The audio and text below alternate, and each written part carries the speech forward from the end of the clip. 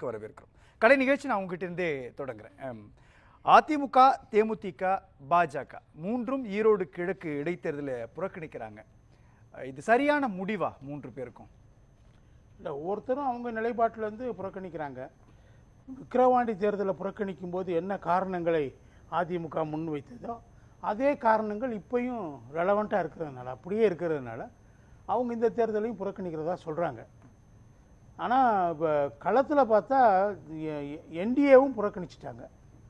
ஆக இப்போ சீமான் தான் நிற்கிறார் திமுகக்கு எதிராக. ஸோ திமுக வெர்சஸ் சீமானுங்கிறது ஒரு அன்இக்குவல் ஃபைட்டு தான். அவங்க அதிமுக நின்று இருந்தால் அது ஃபைட்டு இருந்திருக்கும். அது பெரிய அளவுக்கு திமுக உழைக்க வேண்டியிருந்திருக்கும், எல்லா வகையான உழைப்புகளையும் செலுத்த வேண்டியிருந்திருக்கும். இப்போ அவங்களுக்கு பெரிய அளவுக்கு உழைப்பு தேவையில்லை.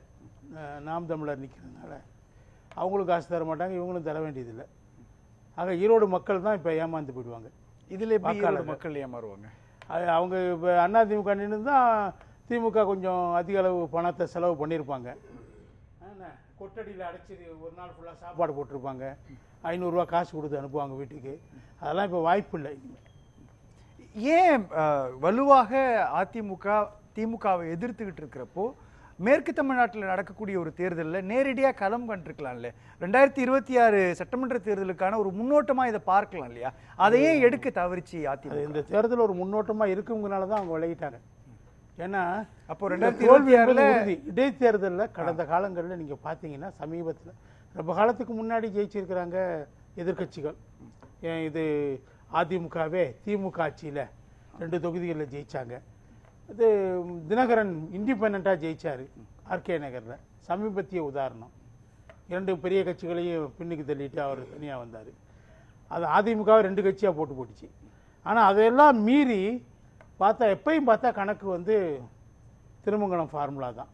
திருமங்கலம் வந்து ஒரு ஃபார்முலா செட் பண்ணிட்டாங்க, இடைத்தேர்தல்னால் இப்படி தான் சொல்லி. அவங்க என்ன செய்வாங்க, இடைத்தேர்தல்னா மேக்சிமம் வாக்காளர்களை உள்ளே கொண்டு வருவாங்க. இப்போ நீங்கள் திருமங்கலம் ஃபார்முலாவில் என்ன இருக்குன்னா, அந்த இடைத்தேர்தலில் வாக்களித்தவங்க 92%.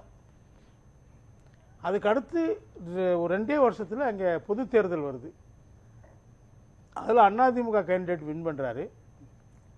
போலிங் பெர்சன்டேஜ் வெறும் 42% தான். ஸோ இடைத்தேர்தலில் அதிகமான வாக்காளர்களை பூத்துக்கு கொண்டு வரதுக்கான எஃபோர்ட்ஸ் எடுக்க முடியுது, வர்றாங்க. அது கான்சன்ட்ரேட்டட் ஃபைட்டாக இருக்குது. ஒரு குறிப்பிட்ட ஏரியாவில் முழு கவனமும் அங்கே செலுத்தப்படுது. ஓகே.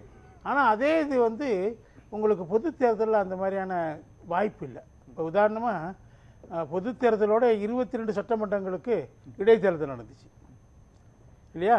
அந்த எம்எல்ஏ சஸ்பெண்ட் ஆகி அவங்க போன பிறகு அந்த இடத்துல அதுக்கு 22 சட்டமன்ற தேர்தல்கள் அதிமுக ஆட்சியில் இருந்தப்போ நடந்துச்சு. அதில் குறைந்தது 9 சட்டமன்ற தேர்தல்களில் அதிமுக ஜெயிச்சே ஆக வேண்டும் என்ற ஒரு கட்டாயம் இருந்துச்சு. 7 தொகுதியில் ஜெயிச்சே ஆகணும்னு சொல்லி 9 தொகுதியில் ஜெயிச்சாங்க அதிமுக ஆட்சி. ஆனால் 13 தொகுதியில் திமுக ஜெயிச்சிச்சு 22. அது வந்து இடைத்தேர்தல் சொல்ல முடியாதது. ஏன்னா அது ஒரு சிறு இடைத்தேர்தல், அது பொது தேர்தலோடு சேர்ந்து நடந்துச்சு.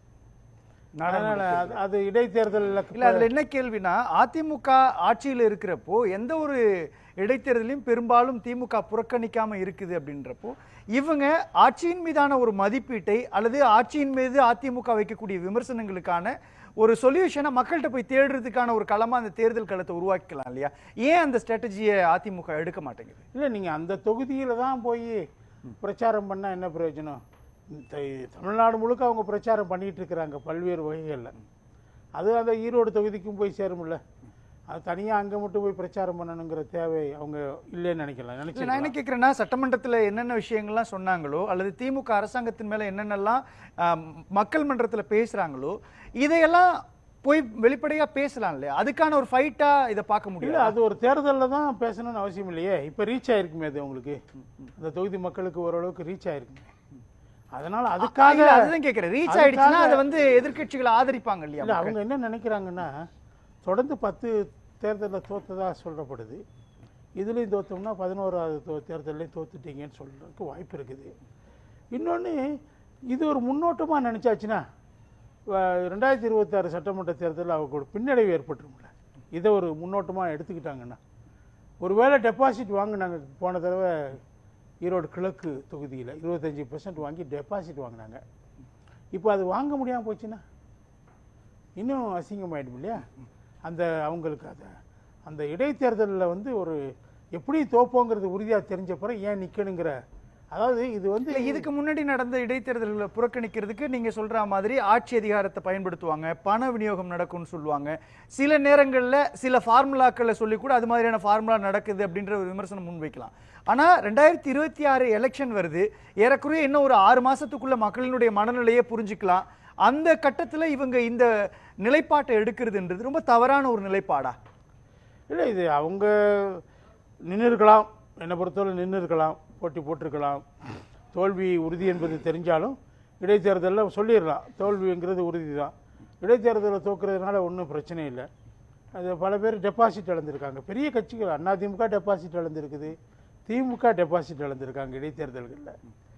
அதனால் அது ஒரு புதிய விஷயம் ஒன்றும் கிடையாது. இடைத்தேர்தல்களில் ஆளுங்கட்சி ஜெயிப்பது என்பது தான் நியாயம். அது நியாயம் இல்லை, நிதர்சனம். அது மாற்றமே வர்றதில்லை.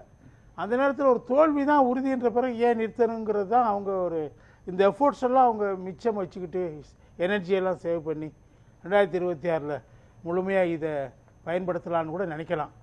சரி, இதில் எடுத்த முடிவு எப்படி 2026க்கு பயன்படும் நம்புறாங்க? அது என்ன இந்த இதில் தோத்துட்டா அது பெரிய அளவுக்கு ஒரு பாதிப்பு ஏற்படுத்தும் இல்லையா?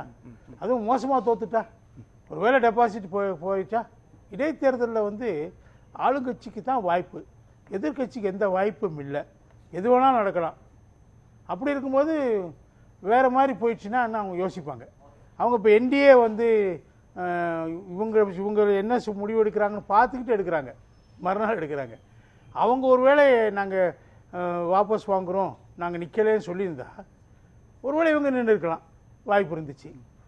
ஆனால் இப்போ அது இவங்க நிற்கலைன்ன பிறகு அவங்களும் நிற்கலைங்கிறாங்க. இப்போ கண்டஸ்டே இல்லை, அது மாதிரி ஆகி போச்சு.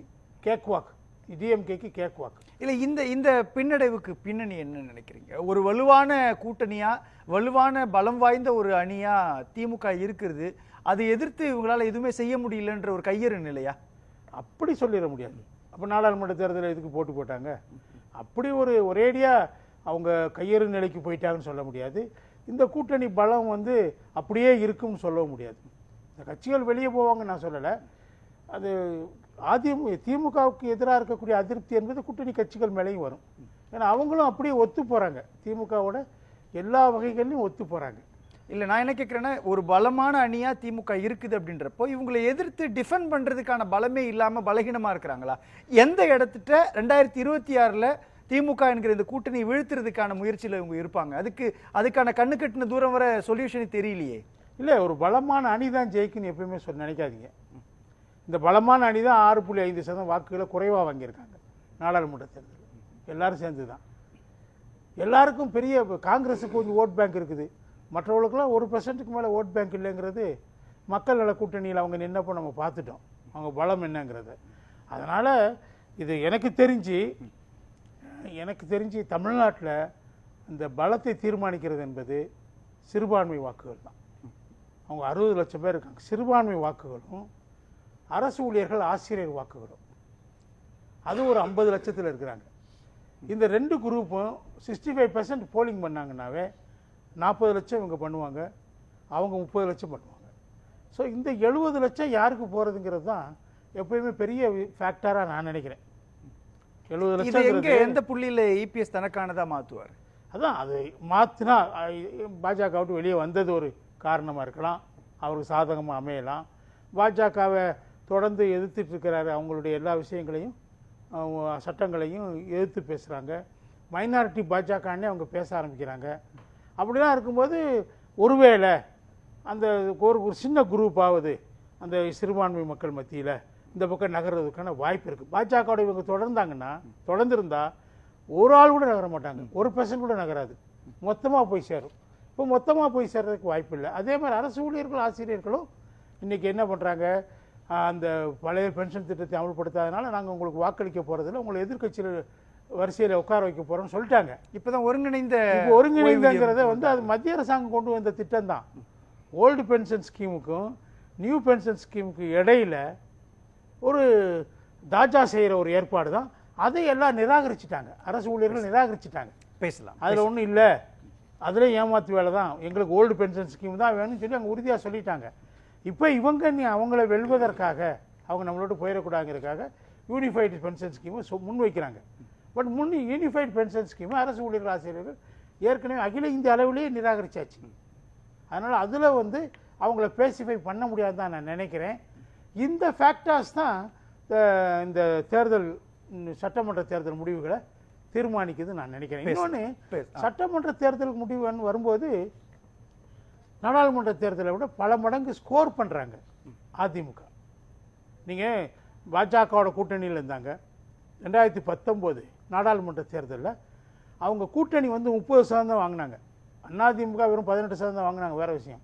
கூட்டணியும் மொத்தம் 30% வாங்கினாங்க. ஆனால் அடுத்து வந்து அசம்பிளி எலெக்ஷனில் 43% வாங்குறாங்க அந்த கூட்டணி. இல்லை, அந்த புள்ளி தான் சந்தேகத்தையும் உருவாக்குது. நாடாளுமன்ற தேர்தல் தாண்டி சட்டமன்ற தேர்தல் மாநில மக்கள் யார் வேணும்னு முடிவெடுவாங்க.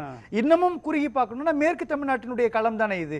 அது ஏறக்குறைய கிரவுண்டுன்றது இபிஎஸோட நேரடி கட்டுப்பாட்டில் இருக்கக்கூடிய ஒரு மையமா இருக்கிறப்ப ஏன் அவங்க புறக்கணிக்கிறாங்கன்றதை பேச வேண்டியதுக்கு பேசலாம். அந்திரிதாஸ், இதுல நம்ம என்ன லாஜிக் ஃபேக்டரை இவங்க வந்து கையில் எடுக்கிறாங்க எதிர்கட்சிகள்? தேமுதிக புறக்கணிக்கிறது, அல்லது வந்து அவங்களுக்கு அங்கே களம் இல்லை அப்படின்ற ஒரு பார்வையை கூட முன்வைக்கலாம், அல்லது பாஜக. இதுல 2 புள்ளி பார்க்க வேண்டியதுக்கு, பாஜகவும் அதிமுகவும் மேற்கு தமிழ்நாடு எங்களுக்கு கண்ட்ரோல் இருக்குது, நாங்க வளர்ந்துகிட்டு இருக்கிறோம்னு சொல்லும் பொழுது புறக்கணிக்கிறாங்கன்றதை நம்ம வந்து அவங்களுடைய பேச்சுக்கும் யதார்த்தத்துக்கும் வேறுபாடு இருக்குதுன்னு புரிஞ்சுக்க முடியுமா? அதாவது கலையண்ணன் சொன்ன பல கூற்றில் ஒரு கூற்றை நான் ஆதரிக்கிறேன். என்னென்னா 1980 2016 வரை 48 சட்டமன்ற இடைத்தேர்தல்கள் நடந்திருக்கிறது. ஏறக்குறைய எது ஆளுங்கட்சியாக இருக்கிறதோ அதுதான் 38-40 சட்டமன்ற தொகுதிகளிலே அதுதான் வெற்றி வாய்ப்பை பெற்றிருக்கிறது. ஆனால் அவர் திருமங்கலம் ஃபார்முலான்னு சொல்லும் பொழுது இன்னொன்னையும் நான் நினைவுபடுத்த விரும்புகிறேன். அவர் மறுக்கட்டும், அது வந்து எனக்கு ஒன்றும் இல்லை. ஒரு தேர்தல், 2 சட்டமன்ற தேர்தல் ஜெயலலிதா இது அதிமுக ஆட்சியில் இருந்த பொழுதுதான் அரவாங்குறிச்சியும் தஞ்சையும் பணம் நதியாக பாய்கிறது என்று சொல்லிவிட்டு இந்தியாவிலேயே முதல் முறையாக 2 சட்டமன்ற தேர்தல்கள் ரத்து செய்யப்பட்டது என்று சொன்னார். தேதி கூட மாற்றமாச்சு. அதுக்கப்புறம் மே 16 23 ஆச்சு, அதுக்கப்புறம் ஜூன் 23 ஆச்சு. அதற்காக ஒத்திவைப்படும் என்பதையும் அவருடைய கவனத்திற்கு நான் கொண்டு வருகிறேன். அது இல்லாமல் வந்து இந்த விக்கிரவாண்டி தேர்தலில் வந்து நீங்கள் சொன்னீங்க பிஜேபி கூட்டணியிலிருந்து பாட்டாளி மக்கள் கட்சி நின்னது. பாட்டாளி மக்கள் கட்சி வாங்கின ஓட்டுகள் வந்து வெறும் 56,000 ஓட்டுகள் தான். நியாயமாக அதிமுக ஓட்டுகள் யாருக்கு போச்சு என்ற கேள்வி அங்கே தொக்கி நிற்குது. ஒன்று, நாம் தமிழர் கட்சிக்கு போயிருக்கணும். நாம் தமிழர் கட்சி ஒரு 10,000 வாக்கு தான் வாங்கினாங்க. ஆனால் அதிமுக வாக்குகள் போச்சா இல்லையான்றதில் திமுகவுக்கு போயிருக்க என்னை பொறுத்தவரை வாய்ப்பு இல்லை. இருந்தாலும் கூட 56,000 வாக்குகள் தான் நின்று இருக்கும் பொழுது, திருமகன் இருக்கும் பொழுது வாங்கின வாக்குகள் 67,000 சொன்னால், அதுக்கப்புறம் EVKS இளங்கோவன் வந்து 1,10,000 வாக்குகளுக்கு மேலே வாங்கியிருக்காருன்னா அதை விட அதிகமாக ஸ்கோர் பண்ணுன்ற அந்த அடிப்படையில் திமுக கண்டெஸ்ட் பண்ணுறதாக இருக்கலாம். தோழமை உணர்வோடு அது விட்டு கொடுக்கப்பட்டிருக்கிறது என்பது ஒன்று. இன்னொன்று அண்ணன் சொன்னார், சிறுபான்மை வாக்குகள் இருக்கிறதால தான் அவங்க ஜெயிக்கிறாங்க இருக்கு. அது ஒரு காரணமாக இருக்கலாம். நான் சொல்ல ஒவ்வொரு தொகுதிக்கும் ஒரு 12% இருக்குது. 2% போச்சுன்னா கூட யார் பலமாக பிஜேபி எதிர்க்கிறார்களோ, அந்த கார்ப்பரேட் அரசியலை யார் எதிர்க்கிறார்களோ அவர்களுக்கு அந்த 10% ஓட்டுகள் வரும். ஆனால் இவர் சொல்கிறார் அதிமுக வந்து இன்னைக்கு வந்து பிஜேபி விமர்சிக்கிறது. எந்த இடத்துல விமர்சனம் பண்ணாங்கன்னு எனக்கு தெரியல. ஒரு நாடு ஒரு தேர்தல் கூட மாநில சுயாட்சிக்கு எதிரானது. அவர் யார் படத்தில் வச்சிருக்காங்களோ அந்த அண்ணாவுக்கு எதிரானது தான் ஒரு நாடு ஒரு தேர்தல்.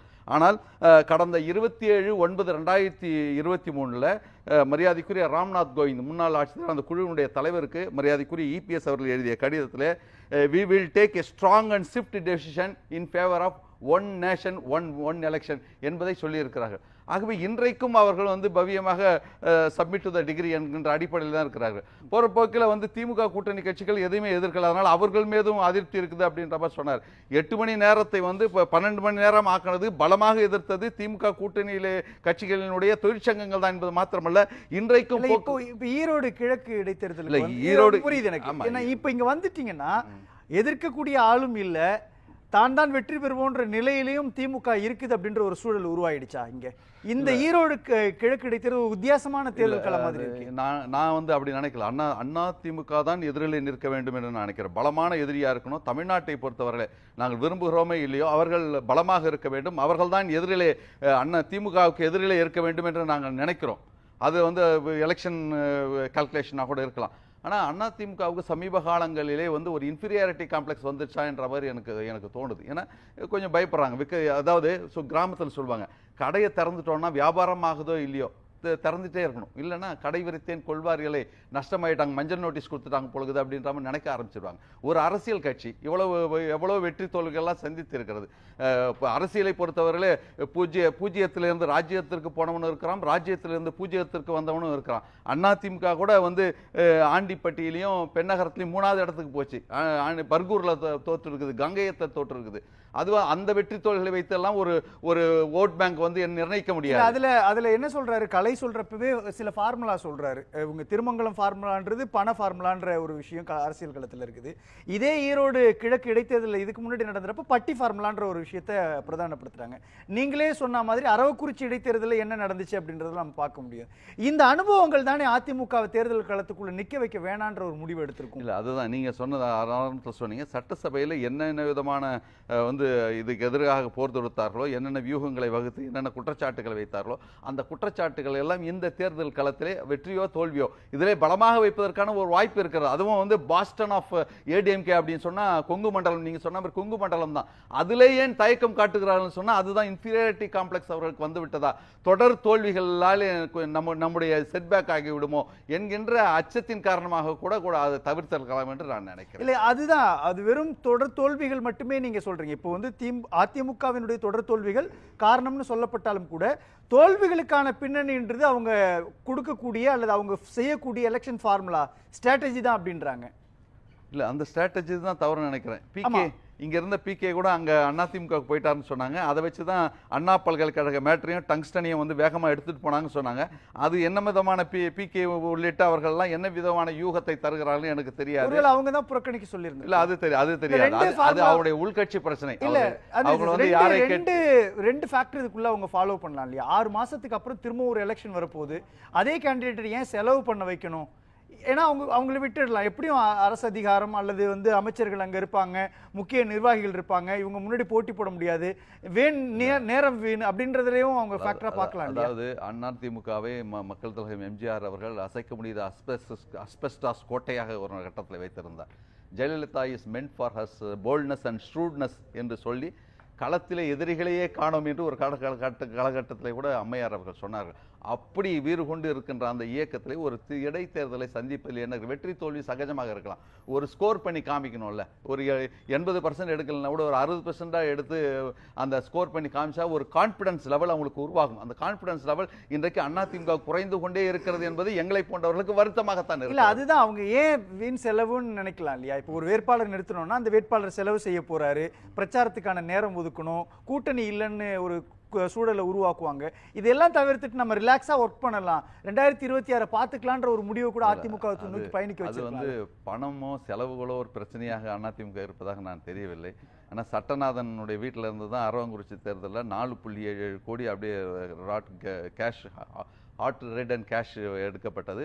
1.77 கோடிக்கு உண்டான அந்த ரசீதுகள், புடவை இதெல்லாம் கொடுத்தது. அதனால பணம் ஒரு பிரச்சனையாக நான் நினைக்கவில்லை. ஏதோ ஒரு ஸ்ட்ராட்டஜி ஒர்க் அவுட் பண்றாங்க. அது என்ன விதமான ஸ்ட்ராட்டஜி? இல்ல அது என்ன ஸ்ட்ராட்டஜி? 2 புள்ளி இருக்குது. ஒண்ணு விக்கிரவாண்டி தேர்தல் அவங்க புறக்கணிக்கிறது அப்படின்றதுக்கான களம் வேறையா இருந்திருக்கும். இப்போ ஈரோடு கிழக்கு புறக்கணிக்கிறாங்கன்னா அதுக்கான காரணங்கள் இருக்கும் இல்லையா? நீங்க ஒரு அரசியல் கட்சியினுடைய பிரதிநிதி. வந்து தொடர் தோல்விமுகம் வந்துடக்கூடாதுன்ற மாதிரி அது திமுக உள்ளிட்ட கட்சிகள் முன்வைக்கிறீங்க. தொடர் தோல்வி, கூட்டணி இல்ல, ஒரு ஆளுமையான தலைவரா இபிஎஸ் இல்லைன்ற காரணங்களை பட்டியலிடுறீங்க. ஆனா அவங்க ஒரு விஷயத்தை நினைச்சிருப்பாங்க இல்லையா? சென்ற நாடாளுமன்ற தேர்தலில் கூட அதிமுக சரியான கேண்டிடேட், அது முன்னணி தலைவர்கள்லாம் இருக்கிறாங்க, அவர்களெல்லாம் கேண்டிடேட்டா போட்டிருந்தா ஒரு வேளை நிறைய இடங்கள்ல அவர்கள் ஸ்கோர் பண்ணுவதற்கான வாய்ப்பு இருக்கிறது. ஆனால் அது இல்லாத காரணத்தால் தான் சட்டமன்ற தேர்தலுக்கும் நாடாளுமன்ற தேர்தலுக்குமே -10 ஆயிடுச்சு. அண்ணா சொன்னாங்க 43%. அதில் நாடாளுமன்ற தேர்தலில் -10 ஆகி 33% ஆகிவிட்டது. ஆகவே அப்படி ஒரு இமேஜ் வந்துடக்கூடாது அப்படின்னு சொல்லிட்டு தவிர்க்கிறார்கள் என்று நான் நினைக்கிறேன். பேசலாம், ஒரு சின்ன இடைவேளை எடுத்துக்கலாம். கேள்வி நேரத்தினுடைய இந்த பகுதி இடைவேளைக்கு பிறகு மீண்டும் தொடரும்.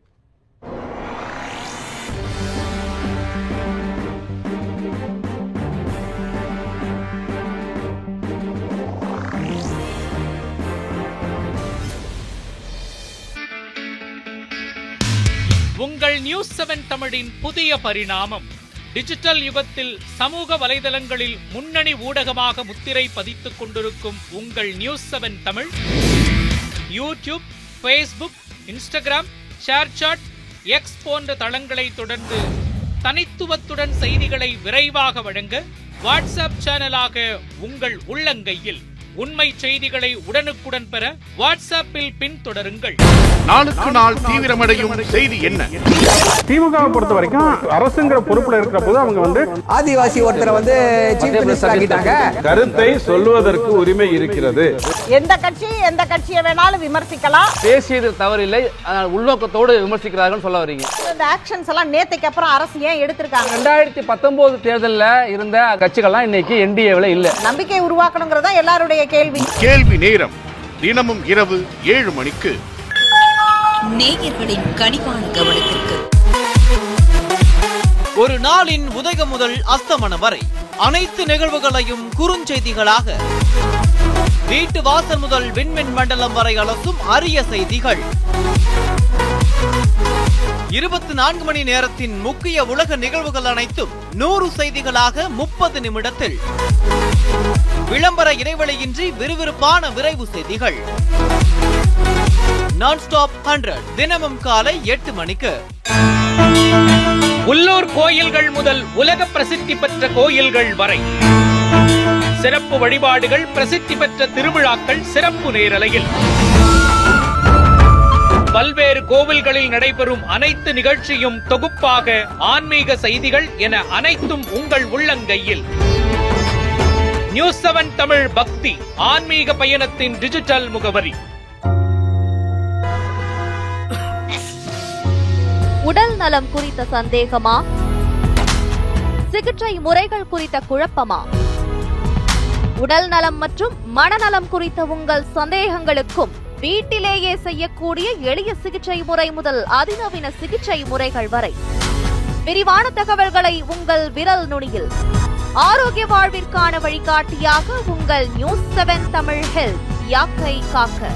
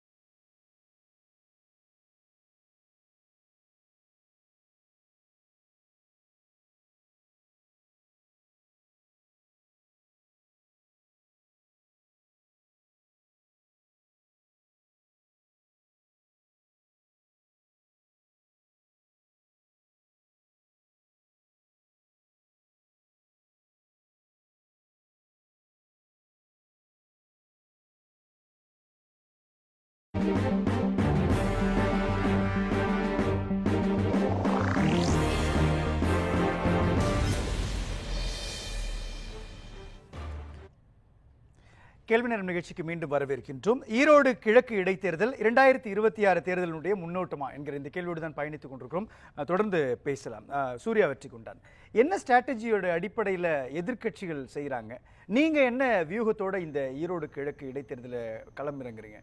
ஏன்னா ஏற்கனவே காங்கிரஸ் கட்சி தான் இந்த தொகுதியில் 2 முறை களத்தில் இருந்தாங்க. இந்த தடவை நேரடியாக எனக்கே கொடுங்க அப்படின்ற நிலைப்பாட்டோடு திமுக இறங்க வேண்டிய பின்னணி என்ன?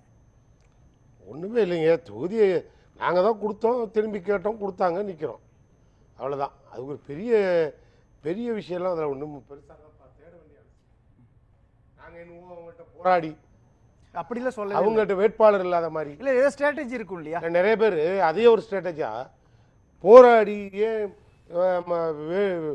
இறங்கி வந்து வேண்டுகோள் விடுத்தார் அப்படிலாம் ஒன்றுமே கிடையாதுங்க. அங்கேயே எல்லாம் அவங்களும் ரெடியாக இருந்தாங்க, நாங்களும் ரெடியாக இருந்தோம்.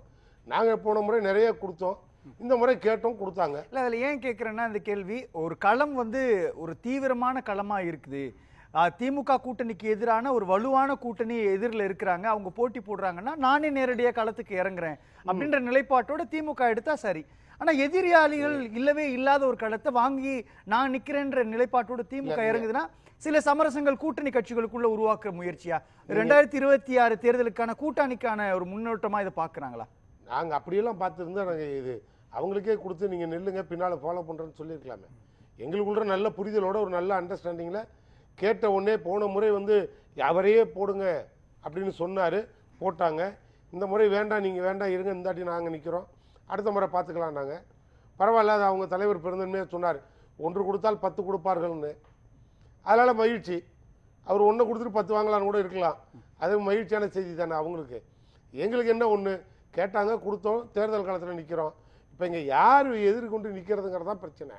அதுவும் இப்போ பாருங்கள், எங்கள் அண்ணன் கலை பேசும் போதெல்லாம் தெளிவாக சொன்னார், ஏங்க நிற்கலைன்னா ஏங்க சும்மா இருக்கேன், சும்மா மறுபடியும் போய் நின்று டெபாசிட் பிடிச்சின்னா மறுபடியும் பயன்படுத்தவே இல்லை சூரிய. டெபாசிட் போயிடுச்சுன்னு சொல்லவே இல்லையே. டெபாசிட் போயிடுச்சுன்னா என்ன பண்ணுறதுன்னு சொன்னாரா இல்லையா?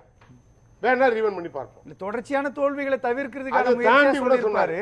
ஒருவேளை டெபாசிட் பிடிச்சுன்னா என்னங்க பண்றது? அது அவங்க பெருசா கருதுவாங்கல்ல.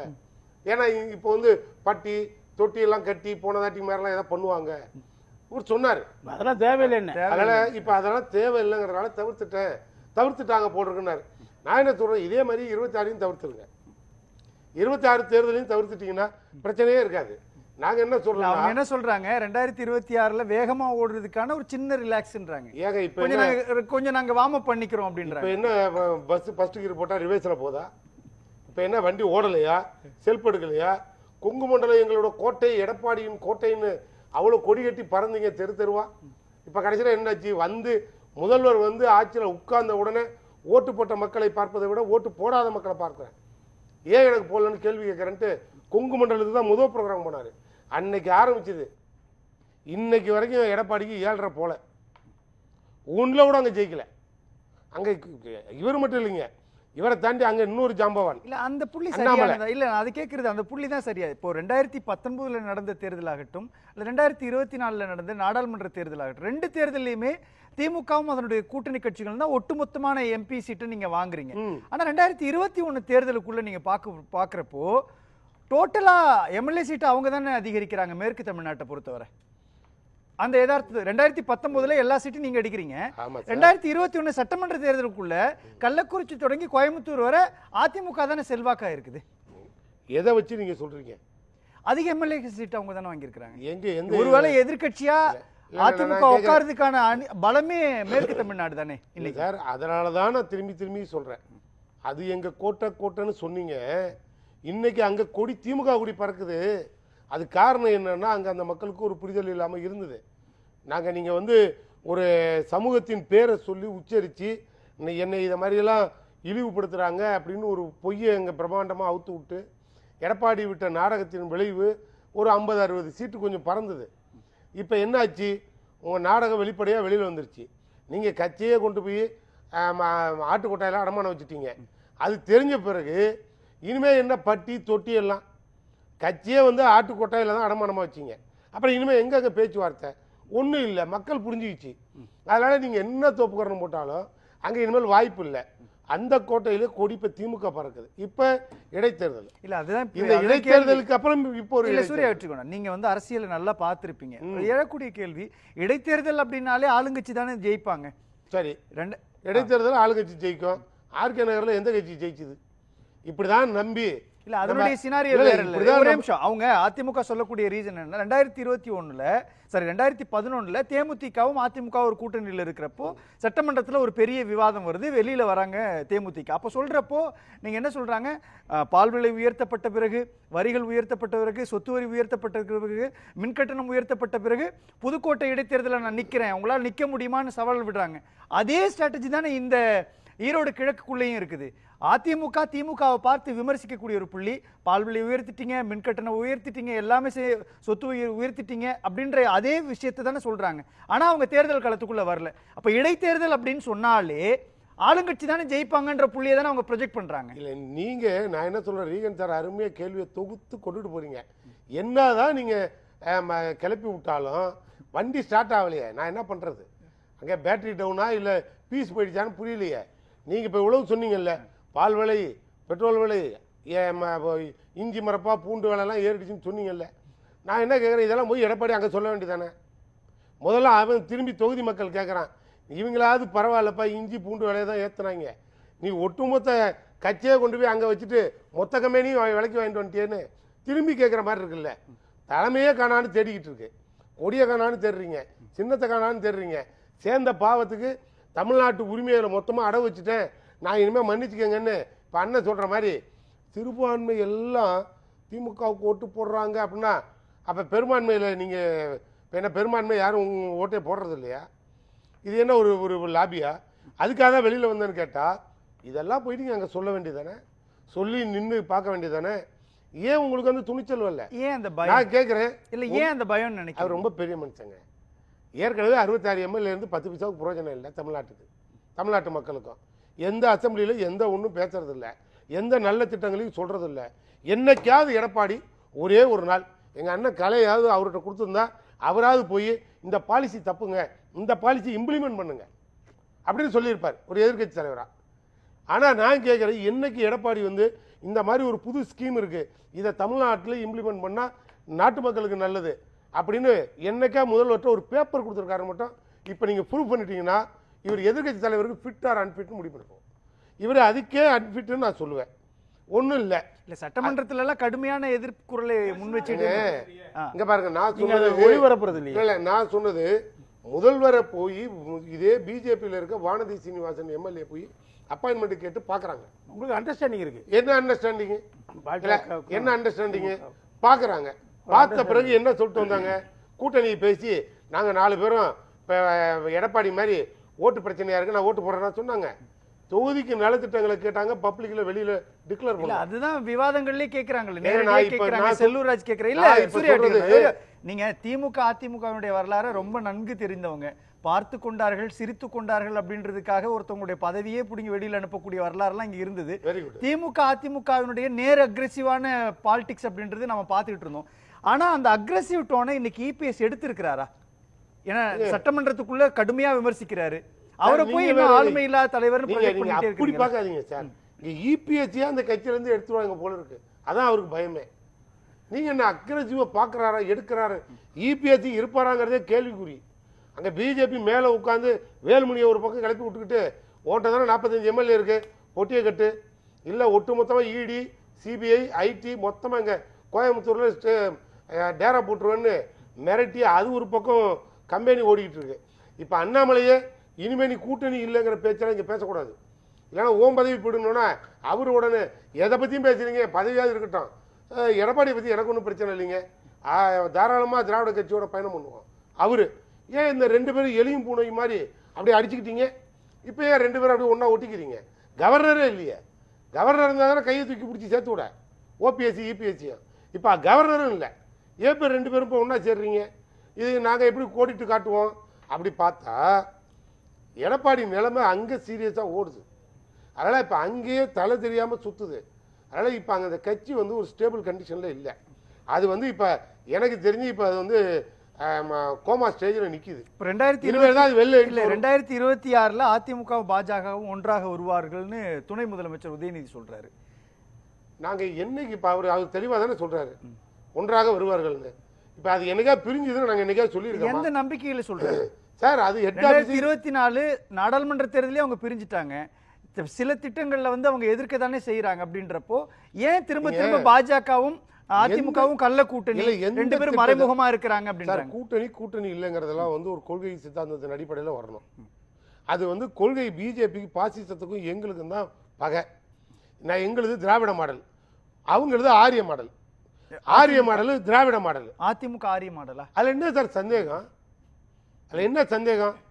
அதுல ஏதாவது மாற்று கருத்து இருக்கா? இருமொழி கொள்கையில இருந்து எல்லாமே 2 பேரும் ஒரே நிலைப்பாடு தானே. நீங்க ஒண்ணு புரிஞ்சுக்கணும், அவங்களுக்கு அந்த லாபி திராவிட மாடல் லாபி ஒத்து வர இல்ல. அண்ணா பேர் வச்சிட்டு இருக்கக்கூடிய ஒரு கட்சி ஆரிய மாடல். பேர் வச்சிருக்கவங்களுக்கு கொஞ்சமாவது உணர்வு இருந்தா கவர்னர் அண்ணா பேரை சொல்லாத போதே அன்னைக்கே தூக்கி கிழிச்சு விட்டேஞ்சு வெளில ஓடியாந்துருக்கணும். என்ன பண்ணாரு கவர்னர்? ஏதாவது பாத்திர போறாருன்னு கீழே குனிஞ்சு படுத்துக்கிட்டாரு. அப்ப இவங்களுக்கெல்லாம் அந்த உணர்வு இருக்கா? நான் திரும்பியும் கேட்கிறேன், அது என்ன இருக்காங்க? நான் தான் ஓப்பனா சொல்றேனே.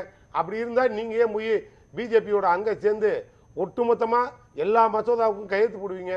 அதான் நாங்க ஓப்பனா சொன்னோம்ல, அது ஆரிய மாடல், இது திராவிட மாடல். இப்ப இந்த ஃபேக்டர்லாம் வந்து ஈரோடுக்குள்ள செயல்படுத்த முடியாதுன்றீங்களா? நான் இப்பயும் சொல்றேன், இனி அதெல்லாம் இங்க ஒன்றும் எடுபட போறதில்ல. இங்க பிஜேபி ஏன் இப்ப நான் கேட்கிறேன், அவர் அண்ணாமலையே அங்க ஒரு கொங்கு நாட்டு மன்னர் தானே அவரு, அதான் கொங்கு நாட்டு மன்னர் தானே அவரு ஒருத்தர், அவரு நிக்க வேண்டியதானே? மன்னர்கள்லாம் இல்ல சார். இல்ல சார், இப்ப அவரெல்லாம் மன்னர் தான் அங்க, அதனால அந்த மன்னர் அங்க நிக்க வேண்டியதானே? எங்களை மன்னர்னு சொல்ற தகுதி அவங்க உணர்வுபூர்வமா சொல்லும் போது நான் சொல்றேன், அதை சொல்லி தானே அங்க விளையாண்டு. அதுதான் அதிமுக சொல்லுது, பணபலம் இருக்கும், அமைச்சர்கள் இருப்பாங்க, அதிகாரம் வந்து அங்க ஆதிக்கம் செலுத்தும், இதுக்குள்ள நாங்க வந்து ஏன் நிக்கணும், இதெல்லாம் ஒழுங்கா நடக்குங்க நான் வரேன்றாங்க. இப்ப நாங்க மட்டும் என்ன நினைக்கிறீங்க, தேர்தல்னா ஒரு தேர்தல்னா சும்மா இப்ப இந்த எதிர்கட்சி இந்த கட்சி நிக்கிற வேட்பாளரை எதிர்த்து நிக்கிறோம்னு நினைக்கிறீங்களா? கிடையவே கிடையாது. முதல்ல அதுவே தப்பான ஆஸ்பெக்ட். நாங்களே தேர்தல்னா வயிற்றுல புளி முட்டையை கட்டிட்டு சுத்துற மாதிரி சுத்துறோம். உங்களுக்கு ஏன் என்ன காரணம் கேட்டா, எங்களுக்கு எதிரி இடி department, CBI department, IT department, tea கடைக்கு நடந்து கூட திரும்பி பிடிச்சிட்டு வந்து உட்கார வச்சிருவான். இவ்வளவு ஃபேக்டர் இத தாண்டி நீங்க ஒருவேளை அப்படி ஐடி சார் ஒன்னு சொல்ல ஒரு நிமிஷம் இருங்க, இடி வந்துச்சு சிபிஐ வந்துச்சுன்னா அதை நீங்க ஸ்கோர் தானே பண்ணுவீங்க. அங்க பாருங்க, நான் சொல்றேன், இப்பவே நீங்க ஆளுநர் வச்சு ஸ்கோர் தானே பண்ணிட்டு இருக்கீங்க. நான் இன்னும் சொல்லுவேன், தேர்தலையே நிறுத்திட்டு அப்படியே வேலூர் பார்லிமெண்ட் தேர்தலையே நிறுத்தி ஒரு போக்கஸை கட்டிட்டு வெளில வந்தீங்க, 3 மாசம் கழிச்சு திரும்பி தேர்தல் வச்சீங்க, ஜெயிச்சது யாரு? அதே திமுக. அந்த கேஸ் 5 வருஷம் கழிச்சு ஜெயிச்சது யாரு? திமுக. இப்ப நான் திரும்பியும் சொல்றேன், எலெக்ஷன் கமிஷனே எங்களுக்கு ஒரு எதிரி மாதிரி தான் நாங்க விளையாண்டுவோம், எங்களுக்கு அதுவே ஒரு எதிரியா தான் நாங்க களத்துல நிற்போம். ஏன்னா இன்னைக்கு அந்த மாதிரி இருக்கு ஜனநாயகம் பிஜேபி கிட்ட. நீங்க ஒண்ணு ஆளுங்கட்சி உங்களுக்கு தான் வெற்றின்னு ஏதோ ஃப்ரீ ஃப்ளோல அவுத்து விட்ட மாதிரி ஒன்றும் நடக்காதுங்க. அப்படிதான் நம்ம ஆர்கே நகரை நம்பணும். அங்கே குக்கர் வந்து எல்லாத்தையும் தூக்கி அடுப்பில் வச்சு வேக வச்சு கூட்டு வந்துருச்சு, ஒன்றுக்கும் இல்லை, எல்லாருக்கும் டெபாசிட் அவுட்டு, ஆளுங்கட்சி அவுட்டு, உங்களுக்கு தான் எல்லாம் 20 ரூபா டோக்கன், எல்லாருக்கும் கிடையாது, உங்களுக்கு தான் எல்லாம் 20 ரூபீஸ் டோக்கன், கதையை முடிச்சுட்டு வந்துருச்சு. அதனால இதெல்லாம் பார்க்க முடியாது. நாங்கள் தேர்தலில் எங்கள் தலைவர் புதுமை பெண் திட்டத்தில் கூட அசம்பிளியில் கடைசியாக ஒரு சொட்டு கண்ணீர் விட்டார். ஒவ்வொரு திட்டத்தையும் அவர் ரசித்து அதுக்கு உண்டான அனுபவ ரீதியாக பேசினார். இது மக்கள் மத்தியில் போய் நாங்கள் சொல்கிறோம். கலை செல்வாக்கு மிக்க தலைவரா இருக்கிறாரு, செல்வாக்கு மிக்க கூட்டணியா திமுக இருக்குது, அவங்களே சொல்லிக்கிறாங்க. அந்த தோல்வி பயம் தான் அப்படி அவங்களே சொல்லிக்கிறாங்க. இன்னொருத்தர் சொல்லணும், வேற யாரும் சொல்ல மாட்டேங்கிறாங்க, நீங்க தான் சொல்லிக்கிறாங்க. இப்போ இவர் அங்கே வந்து கலைஞர் வந்து இருந்தப்ப பாய்காட் பண்ணியிருக்காங்க, தேர்தலை புறக்கணிச்சிருக்காங்க, இடைத்தேர்தலை ஜெயலலிதா அம்மா புறக்கணிச்சிருக்காங்க. நீங்கள் நின்று ஆர்கே நகரில் 14 கட்சி கூட்டணி திமுக நின்றுச்சு, 14,000 ஓட்டு வாங்கலைங்க, ஒரு கட்சிக்கு 1000 ஓட்டாவது வாங்கியிருக்க வேணாமா, டெபாசிட் போயிடுச்சு.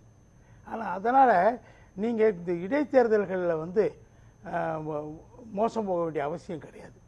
இடைத்தேர்தல் எப்போ ஒழுங்காக நடக்கும், இப்போ மற்ற மாநிலங்கள்லாம் இடைத்தேர்தல் ஓரளவு ஒழுங்காக தான் நடக்குது, இந்த அளவுக்கு கம்ப்ளைண்ட்ஸ் அங்கே கிடையாது. தமிழ்நாட்டில் அவர் என்ன சொல்றாரு, நடத்துறது திமுக உண்மையிலே இல்ல, அவர் என்ன சொல்றாரு, எங்களுக்கு தான் ப்ராப்ளம், நாங்க வந்து கண்டஸ்ட் பண்றோம் அப்படின்னா இடி உள்ள வருவாங்க, சிபிஐ விசாரணை நடத்துவாங்க, எலெக்ஷன் கமிஷனே எங்களுக்கு எதிராக செயல்படும், இவ்வளோ எதிரி நாங்க சமாளிச்சிட்டு காலத்துல இருக்கோம், நீங்க வர மாட்டேன்றீங்க. இடி ஐடி எல்லாம் திமுக அதிமுக காரங்க மேல தான் பாஞ்சிட்டு இருக்குது. இப்போ முதல் தடவையா துரைமுருகன் மேல பாஞ்சிருக்குது. ஏன்னா அதுவும் கூட பழைய வழக்கு தான், புது வழக்கு ஒன்றும் கிடையாது, ஏற்கனவே இருந்த வழக்கு தான். அதுக்கடுத்து மணல் குவாரிகளில் அரசுக்கு ஏற்பட்ட பெரிய நட்டம், அதுக்கு அது அவர் பொறுப்பு அமைச்சராக இருக்கிறதுனால அதையும் சேர்த்து அவங்க இப்போ தான் போயிருக்கிறாங்க. அவர் ஏதோ டெல்லிக்கு போயிட்டு வந்தார், யாரை பார்த்தாரு, எங்கே போனார், எப்படி போனார், இறங்குனாரா ஏறினாரா ஒன்றுமே தெரிய மாட்டேங்குது, முகமூடி போட்டுக்கிட்டு என்ன அவர் ஒரு தீவிரவாதி மாதிரி போயிட்டு வந்துட்டார். சரி, இப்போ அது ஏன் போல உதயநிதி ஸ்டாலின் சொல்றாரு இல்லைங்களா, கலை உதயநிதி சொல்றாரு 2026 அதிமுக பாஜக கூட்டணி 2 பேரும் கூட்டணி அமைச்சு வருவாங்க அப்படின்றாரு. இப்போ அதனுடைய முன்னோட்டமா தான் 2 பேரும் புறக்கணிக்கிறாங்களா? புறக்கணிக்கிறது 2 பேரும் சேர்ந்தா புறக்கணிச்சாங்க. முதல்ல அதிமுக புறக்கணிச்சிச்சு, என்டிஏ பின்னாடியே புறக்கணிச்சாங்க. இது வந்து கூட்டணியா வருவாங்கன்னு இவர் ஏன் சொல்றாரு, பிரான்ச் ஆபீஸ் கூட்டணியா வருவாங்க, ரிசல்ட் வரும். அதுக்கு தான் பதில் சொல்ல வரேன். நீங்க கூட்டணி 2026க்கு பின்னாடி எனக்கு தெரிஞ்சு ஒன்று மட்டும் உறுதியா தெரியுது, பாஜகவும் திமுக ஒன்று சேருவாங்க. 2026 வரை சேர மாட்டாங்க, உறுதியா இருக்கு, உறுதியா சொல்றேன். 2026 திராவிட மாடல் போர் தான் திமுக, பிஜேபிங்கிறது ஒரு ஆரிய மாடல். யாருங்க ஆரிய சாட்சியே ஆளுநர், இது திராவிட மாடல் எங்க இருக்குது, இதெல்லாம் எங்கங்க நடக்கிற கதை. இப்படி ஒரு பிஜேபியோட எங்க பிஜேபியோட அதிமுக அடிமையா இருக்குன்னு சொல்றாரு சார். பிஜேபியோட கூட்டணியில இருந்தப்ப அதிமுக பல விஷயங்களுக்காக போராட்டம் நடத்தியிருக்குது. நீங்க யூபி ஆட்சியில் இருந்தப்ப நீங்க காங்கிரஸுக்கு எதிராக ஒரு போராட்டம் நடத்துனீங்களா? ஒன்னே ஒண்ணுதான், 3 மணி நேரம் உண்ணாவிரதம். ஈழத்தமிழர்கள் கொலைக்கு சாதகமா இருந்தது அந்த அரசு. நாங்க AK 3 மணி நேரம் உண்ணாவிரதம் என்ன நடந்துச்சு? வேற எதையாவது ஒண்ணு நீங்க ஆர்ப்பாட்டம் நடத்திருக்கீங்களா? ஆனா அதிமுக நீங்க காவிரி ஒரே விஷயங்க, காவிரி நடுவர் மன்றம் இறுதி தீர்ப்பு வந்த உடனே அது யூபி ஆட்சியில் வந்துச்சு 2007. ஆனால் அதை அமுல்படுத்தினா கெசட்டில் போட்டால் அது அமுலுக்கு வந்துடும்.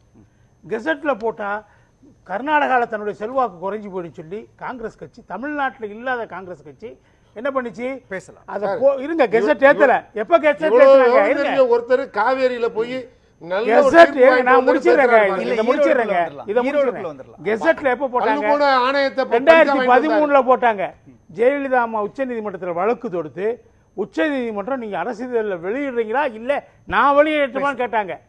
அதே சமயத்துல காவிரி மேலாண்மை ஆணையத்தை அமைப்பதற்கு பாஜக கர்நாடகா தேர்தல் ஈரோடுக்குள்ள இப்போ இந்த 2021க்கு பிறகு திமுக மேல விமர்சிக்கிறதுக்கு 1000 காரணம் இருக்குல்ல. அதை எல்லாத்தையும் மக்கள்கிட்ட கொண்டு போய் ஓட்டா மாத்திருக்கலாமே, அந்த புள்ளியை ஏன் கைவிட்டீங்க? இப்போ இல்ல, அது இந்த தேர்தலில் தான் கொண்டு போன அவசியம் இல்லைங்க. பேசலாம், அது நான் ஏற்கனவே பதில் சொல்லிட்டேன். பேசலாம். தூத்துக்குடி செல்வம், நீங்க எப்படி பாக்குறீங்க? என்ன காரணம், என்ன நோக்கம், எதுவும் வியூகம் தனியா இருக்குதா ஈரோடு கிழக்கு இடைத்தேர்தலை புறக்கணிக்கிறதுல? 42 நிமிடங்கள் காத்திருந்து எனக்கு வாய்ப்பு கொடுத்திருக்கீங்க, காக்க வைத்து வாய்ப்பு கொடுத்திருக்கீங்க, நன்றி. அதனால நியூஸ் 7 தொலைக்காட்சி நிறுவனத்திற்கு, அது நெறியாளர் சகோதரர் ரீகன் அவர்களுக்கு, என்னுடைய சக பங்கேற்பாளர்களுக்கு, தொழில்நுட்ப கலைஞர்களுக்கு என்னுடைய முதல் வணக்கம். அதாவது ஒரு கட்சி தேர்தல்ல, ஒரு இடைத்தேர்தல்ல போட்டியிடுறதுனாலேயே, போட்டியிடாமல் அந்த தேர்தலை புறக்கணிப்பது அல்லது மௌனமாக இருப்பதே கூட அந்த கட்சியினுடைய பலத்தை குறைத்து மதிப்பிடுறது வந்து ரொம்ப குறைவான மதிப்பீடு. அது அப்படி மதிப்பிடல எனக்கு உடன்பாடு இல்லை. RK நகர் தேர்தல்ல மரியாதைக்குரிய அம்மையார் ஜெயலலிதா அவர்கள் போட்டியிடுகிற பொழுது திமுக உள்ளிட்ட எல்லா கட்சிகளுமே புறக்கணித்தது, CPI மட்டும்தான் போட்டியிடுச்சு. அப்ப அன்னைக்கு ஜெயலலிதா இருக்கிறப்போ சிம்லா முத்துச்சோழன் இருந்தாங்க இல்லங்க. ஜெயலலிதாவை எதிர்த்து சிம்லா முத்துச்சோழன் களத்துல இருந்தாங்க. அவங்க இன்னைக்கு அதிமுகவில் இருக்கிறாங்க. தொடர்ந்து பேசணும். மன்னிக்கணும் இல்லையே. அதாவது அம்மா மாண்புமிகு அம்மையார் ஜெயலலிதா அவர்கள் இடைத்தேர்தலில் சிம்லா முத்துச்சோழன் RK நகர்ல தான் இருந்தாங்க. ஜெயலலிதாவை தேர்தல் CPI வேட்பாளர் தான் நின்னாரு. பேசுங்க. CPI வேட்பாளர் மகேந்திரன் தான் நின்னாங்க. CPI வேட்பாளர் திமுக உள்ளிட்ட கட்சிகள் இடைத்தேர்தலை புறக்கணிச்சாங்க. CPI வேட்பாளர் வெறும் 10,000 வாக்குகள் பெற்றாங்க. அப்ப திமுக வாக்குகள்லாம் அதிமுகவுக்கு அம்மையார் ஜெயலலிதா அவர்களுக்கு போயிட்டுன்னு சொல்லி வாதம் பண்ண முடியாது. ஒண்ணு. ரெண்டாவது, என்னுடைய மதிப்புமிக்க நண்பர் சூர்யா வெற்றி கொண்டா கொஞ்சம் எக்கோ அடிக்க சொல்லியிருக்கேன். சொல்லிடலாம். அதாவது சூர்யா வெற்றி கொண்டான்னு சொன்னாங்க, EDயோ IT எங்களை விரட்டும் அப்படிங்காங்க. நான் என்ன சொல்றேன்னா, நீங்க எதுக்கு பணத்தை கட்டிக்கிட்டு மக்களுடைய ஜனநாயக உரிமைகளை பணத்தால விலைக்கு வாங்குறதுக்கு ஏன் முயற்சி பண்றீங்க? நீங்க இடைத்தேர்தல்ல மரியாதைக்குரிய EVKS இளங்கோவன் இடைத்தேர்தல்ல ஆட்டு கொட்டகையில் அடைத்து வைத்து காலையிலிருந்து சாயங்காலம் வரைக்கும் அடைச்சு வச்சு ஒவ்வொரு நாளும் 500 ரூபாய் பிரியாணி, ஒருவேளை தேவைப்படுகிறவர்களுக்கு தேவைப்படுகிற சலுகை எல்லாம் செஞ்சு நீங்க நடத்துற கூத்த இந்த நாடே பார்த்தது. அதனால இடைத்தேர்தலை புறக்கணித்தது மிகவும் சரியானது. இடைத்தேர்தலை புறக்கணித்ததால் ஒரு கட்சியை வந்து அடையாளத்தை இழந்து விடுவதாக யாராவது கணக்கு போட்டா தப்பு. ஏன்னு கேட்டா, இது கடந்த காலத்துல திமுக, அதிமுக எல்லா கட்சிகளுமே இடைத்தேர்தலை புறக்கணித்திருக்கிறார்கள். ஒண்ணு. ரெண்டாவது, நண்பர் சூர்யா வெற்றி கொண்டான்னு சொன்னாரு, 99 இருந்து 2004 வரை அடல் பிகாரி வாஜ்பாய் தலைமையில மத்தியில ஆட்சி அதிகாரத்துல திமுக பாரதிய ஜனதா கட்சியோடு இணைந்திருக்கும் போது இவங்களுக்கு மதவாதம் தெரியாது, ஜாதி அதாவது ஆரியம் தெரியாது, சனாதானம் தெரியாது. ஏன்னா இவங்களுக்கு பதவி எப்பவும் பதவியில இருந்துகிட்டே இருக்கணும். இது ஒண்ணுதான். இன்னொன்னு, வேலூர் தொகுதியை பத்தி பேசினாரு. வேலூர் தொகுதியில ஒரு தேர்தலை நிறுத்தி வைத்தார்கள் என்று. அன்றைக்கு ஒரு 11 கோடி ரூபாய் பூஞ்சோலை சீனிவாசன் என்பவர், அதாவது திரு துரைமுருகன் அவர்களுக்கு, இன்றைய திமுக பொதுச் செயலாளர் திரு துரைமுருகன் அவர்களுக்கு வலதும் இடதுமாக இருக்கிற பூஞ்சோலை சீனிவாசன் வீட்டுல 11 கோடி ரூபாய் பிடிபட்டுச்சு. அந்த வழக்கு தான் இப்ப நடந்துகிட்டு இருக்கு. அன்னைக்கு இந்த 11 கோடி ரூபாயை பிடிச்சதுனாலதான் அந்த தேர்தல் அது நிறுத்தப்பட்டது. மறுபடியும் தேர்தல் நடந்துச்சு. வெறும் 8000 வாக்குகள்ல அன்னைக்கு துரைமுருகன் அவருடைய மகன் கதிரானந்த் வெற்றி பெற்றார். ரைட்டு. இப்ப நான் என்ன சொல்றேன்னா, சொல்லுங்க சார். பேசுங்க பேசிட்டு இருக்கீங்க. அதாவது அதிமுகவிற்கு வக்காலத்து வாங்க வேண்டிய அவசியம் எனக்கு இல்லை. அதே நேரத்தில் எதிர்காலத்துல இல்ல, நீங்க அதிமுக பேசணும்னு சொல்ல தூத்துக்குடி செல்வம், பாஜக தேர்தலை பாஜக தேர்தலை புறக்கணிக்கிறதுனால என்ன ஸ்ட்ராட்டஜியை கையில் எடுக்கிறீங்க? நாங்க 2026 எங்களுடைய மாநில தலைவர் மரியாதைக்குரிய அண்ணாமலை அவர்கள் மிக தெளிவாக சொல்லியிருக்காரு. 2026 நடக்க போகிற பொது தேர்தலில் திமுக ஆட்சியை அப்புறப்படுத்த வேண்டும். ஊழல் நிறைந்த, நிர்வாக சீர்கேடுகள் நிறைந்த இந்த ஆட்சியை அப்புறப்படுத்தணுங்கிறதுக்காக நாங்கள் பதுங்கி இருக்கிறோம். அல்லது எங்களுடைய பலத்தை இன்னும் கொஞ்சம் வலுப்படுத்துவதற்காக நாங்கள் இந்த எங்களுடைய உழைப்பை 2024 நடக்கிற ஈரோடு இடைத்தேர்தலில் வீணாக்க வேண்டாங்கிறதுக்காக மரியாதைக்குரிய பாரதிய ஜனதா கட்சியினுடைய தமிழ் மாநில தலைவர் திரு அண்ணாமலை அவர்கள் மிக சரியாக சொல்லி இருக்கிறார். எங்களுக்கு இதை பத்திலாம் இவங்களை பத்திலாம் கவலையே கிடையாது. அதான் கேள்வி, மக்கள் மன்றத்தில் வராமலே நீங்க எப்படி திமுக ஆட்சி அகற்றுவீங்க? அப்போ தோல்வி பயமா வியூகமான்ற கேள்வி வரும் இல்லையா? வியூகம்னா ரீசன் என்ன இருக்கு? நான் ஒரு விஷயம் சொல்றேன் கேளுங்க. சட்டத்திலே வியூகம் வந்து இல்ல, ஒண்ணு கேளுங்க சார், கொஞ்சம் பொறுமையா இருங்க. நாங்க அகில இந்திய கட்சி, அதாவது தேர்தல் வியூகம் வந்து எப்படி எல்லாம் அமையுங்கிறத கொஞ்சம் பொறுமையா இருங்க. 2025 ஜூன் மாசத்திற்கு பிறகு தேர்தல் வியூகங்கள் வேறு வடிவம் பெறும். இன்றைக்கு ஈரோடு தேர்தலில் திமுக ஏன் போட்டியிடுதுன்னு சொன்னா, திமுக ஈரோடு தேர்தலில் போட்டியிடுது. இன்னும் ஒரு 4 மாதம் 5 மாத காலத்துல நாடாளுமன்ற மாநிலங்களவை தேர்தல் வரப்போகுது. 4 இடங்கள் திமுகவுக்கு. அதுல ஒரு இடத்தை காங்கிரஸ் கொடுப்பாங்க, ஒரு இடத்தை கமலஹாசனுக்கு கொடுப்பாங்க, 2 இடத்தை திமுக வச்சுக்கிடுவாங்க. இன்னும் நிறைய விஷயங்கள்லாம் நடக்க போகுது. அதாவது 2025 ஜூன் மாதம் பிறந்த பிறகு மிகப்பெரிய அரசியல் மாற்றம். இன்னும் கூட சொல்ல போனீங்கன்னா திமுக கூட்டணியில மிகப்பெரிய மாற்றம் வரும். ஏன்னு கேட்டீங்கன்னா, இப்பவே சொல்றாங்க சிபிஎம் இப்பவே சொல்லிட்டாங்க, அறிவிக்கப்படாத யாருக்கு யார் அப்ளிகேஷன் போடணும், உங்ககிட்ட இருந்து வெளியே போறவங்களை பாருங்க. முதல்ல உங்ககிட்ட இருந்து அதுவும் பிளான் பண்ணிட்டீங்களா? அது எப்படி தூத்துக்குடி செல்வனா இல்ல ஈடியா சிபிஐயா யார் பிளான் பண்ணிருக்கீங்க ட்வீட் போறதுக்கு? வெற்றி கொண்டாண்ட உங்களுடைய மந்தையை கூட்டி வச்சுக்கிடுங்க. உங்களுடைய மந்தையில இருந்து நிறைய மந்தை, உங்களுடைய மந்தை உழைத்து போகும், மந்தை சிதறி போகும். அதுக்கான அறிகுறி ஆரம்பிச்சு. அது பிஜேபியோட பாணி தான், அது எங்களுக்கு தெரியும். ஆனா அது தமிழ்நாட்டில் எடுபடாது, எங்க கூட்டணியில் எடுபடாது. கொஞ்சம் இருக்கு சார். ஈரோடு இடைத்தேர்தலை பொறுத்த வரைக்கும் அந்த தொகுதியினுடைய பொறுப்பாளர் மரியாதைக்குரிய மாண்புமிகு அமைச்சர் முத்துசாமி அவர்களுக்கும் இப்ப சமீபத்தில் சிறை சென்று வந்தார, தமிழ் மொழி காக்க போராடி சிறைக்கு சென்று வந்த மொழிப்போர் தியாகி மரியாதைக்குரிய அமைச்சர் செந்தில் பாலாஜிக்கு வேலை கிடையாது. ஏன்னா அவங்களுக்கு கொஞ்சம் ஓய்வு. 2வது, ஈரோடு மக்கள் பாவம். ஏன்னு கேட்டா, ஈரோடு மக்களுக்கு ஒரு 15 நாள் திருவிழா கொண்டாட்டம் நடந்திருக்கும். அந்த 15 நாள் திருவிழா முடிஞ்சு போச்சு. இனிமேல் வந்து 200 ரூபாய் வாங்கி மக்கள் அப்படி பேசக்கூடாது. தூத்துக்குடி செல்வம், நான் அதனாலதான் சொல்றேன். தூத்துக்குடி செல்வம், மக்கள் அப்படி பேசக்கூடாது. நான் என்ன சொல்றேன், அதனாலதான் சொல்றேன். இந்த சுதந்திர போராட்ட தியாகி அண்ணாமலை நிப்பாட்டுங்க. ஒரே நிமிஷம் இல்ல. தூத்துக்குடி செல்வம், மக்களை நீங்க அப்படி குறைச்சு மதிப்பிடக்கூடாது. தூத்துக்குடி செல்வம், நீங்க மக்களை நம்புனீங்கன்னா நீங்க மக்களை நம்புனீங்கன்னா களத்துல நின்று இருக்கணும் சார். இடைத்தேர்தல்ல நாம கடந்த காலத்துல, எனக்கு வயது 63 வயது ஆகுது. ஒரு 45 ஆண்டு காலம் இந்த இந்த நாட்டு அரசியலை பார்த்தவன் பங்கெடுத்தவன் என்கிற முறையில சொல்ற, இடைத்தேர்தல் என்றாலே ஒரு 15 நாள் கொண்டாட்டம், திருவிழா.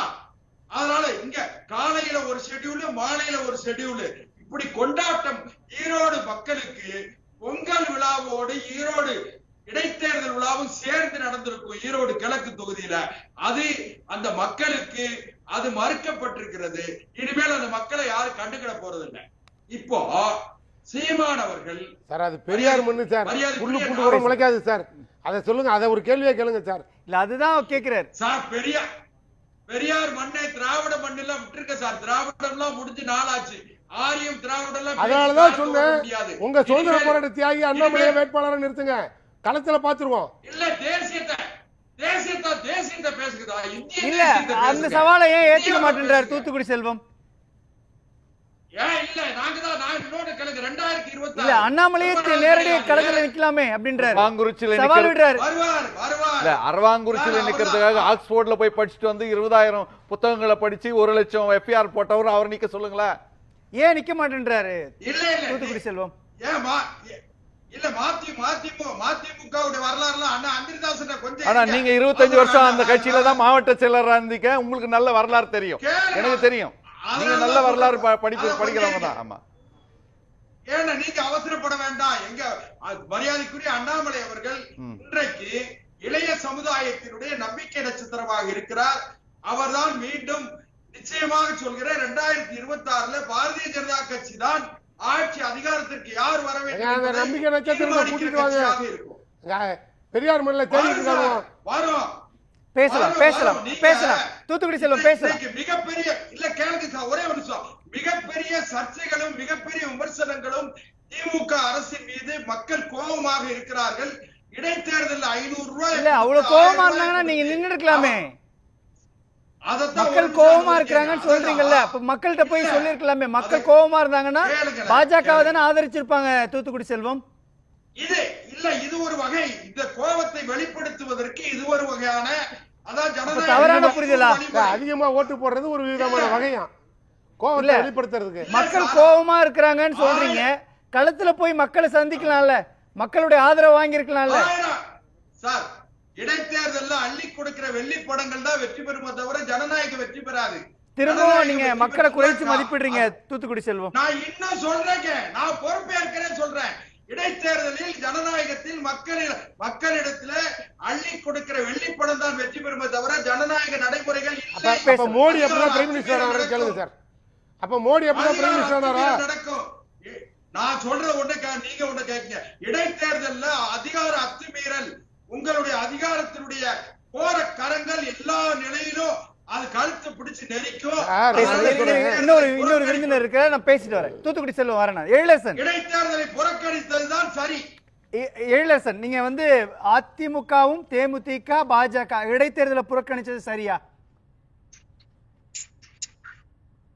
இல்ல சார், இதுல முதல்ல என்ன விஷயம் அப்படின்னா, நீங்க தொடக்கத்துல இருந்து கேட்டுட்டு இருந்தீங்க எதனால இவங்க இந்த புறக்கணிப்புகள்லாம் நடக்குது அப்படின்ட்டு. என்னுடைய புரிதலை பொறுத்த வரைக்கும் இந்த புறக்கணிப்புகள் அதுக்கெல்லாம் என்ன காரணம் அப்படின்னா, தேர்தலில் இவங்க வாங்க போற வாக்கு சதவீதம் வந்து அடுத்த அமைய போகிற கூட்டணி பேச்சுவார்த்தையில வந்து எதிரொலிக்கும். அதாவது கூட்டணின்னு ஒன்று அமைய வாய்ப்பு இருந்துச்சுன்னா அதுல வந்து இவங்களுடைய இடப்பங்கீடு வந்து இந்த இவங்க வாங்க போற ஓட் பர்சன்டேஜ் வந்து அதுல கண்டிப்பா இடம்பெறும். அப்போ வந்து இவங்க ஏடிஎம்கே வந்து கம்மியா ஓட்டு வாங்கிடுச்சு, கலை சார் சொன்ன மாதிரி டெபாசிட் போயிடுச்சு அப்படின்னா உங்களுக்கு தான் கொங்களையே ஒன்றும் செல்வாக்கு இல்லையே அப்படின்னு மற்றவங்க கேட்பாங்க, கூட்டணியில் சேரக்கூடியவங்க கேட்பாங்க. அதே மாதிரி தான் பிஜேபிக்கு அந்த நெருக்கடி இருக்கு. அவங்களும் வந்து அங்கே ஓட் பர்சன்டேஜ் கம்மியாக வாங்கிட்டாங்கன்னா அவங்க கூட மற்றவங்க சேர போறவங்க அந்த கேள்வி கேட்பாங்க. அதனால வந்து அவங்களுக்கு கூட்டணி அமைய போகிற வாய்ப்பு வந்து இப்போ அவங்க கண்டெஸ்ட் பண்ணாங்கன்னா வந்து அவங்களுக்கு கிடைக்காது. ரெண்டாவது இன்னொரு முக்கியமான விஷயம் சுட்டிக்காட்ட வேண்டியது, நான் தொடக்கத்திலேருந்து சொல்லிட்டு இருக்கிறது தான், தேர்தல் அரசியலை பொறுத்த வரைக்கும் ஃபீல்டு ஒர்க்ல வந்து எப்படி வேலை பார்க்கணும் அப்படின்றது வந்து ஒரு ரொம்ப முக்கியமானது.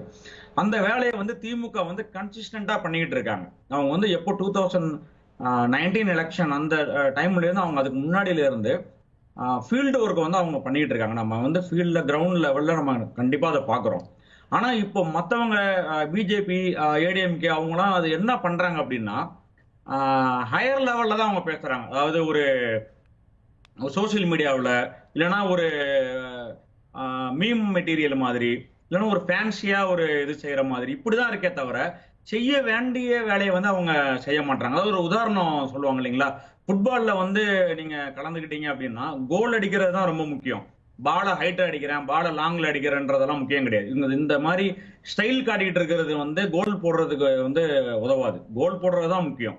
அதனால வந்து கோல் போடுறதுல இவங்க கவனம் செலுத்தாம பால்ல வந்து நிறைய நான் வந்து அந்த கிக் அடிப்பேன் இந்த கிக் அடிப்பேன் அப்படின்ற மாதிரியான வேலையை தான் செஞ்சுட்டு இருக்காங்க. இதுல அதிமுக என்ன அது மாதிரி பண்றாங்க? நீங்க ஏறக்குறைய திமுகவுக்கு என்ன செல்வாக்கு இருக்குதோ அதே மாதிரியான தொண்டர்கள் செல்வாக்கு அதிமுகவுக்கு இருக்கு இல்லையா?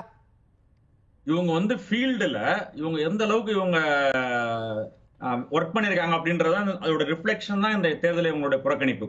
ஒரு சிஎம்மா இருக்கக்கூடியவர் நான் வந்து மாவட்டம் தோறும் நான் போறேன் அப்படின்னு சொல்லிட்டு ஒவ்வொரு மாவட்டமா போயிட்டு இப்ப தேர்தல் நடக்க போற இது ஈரோடு மாவட்டத்துக்கும் அவர் போயிட்டு வந்துட்டார்.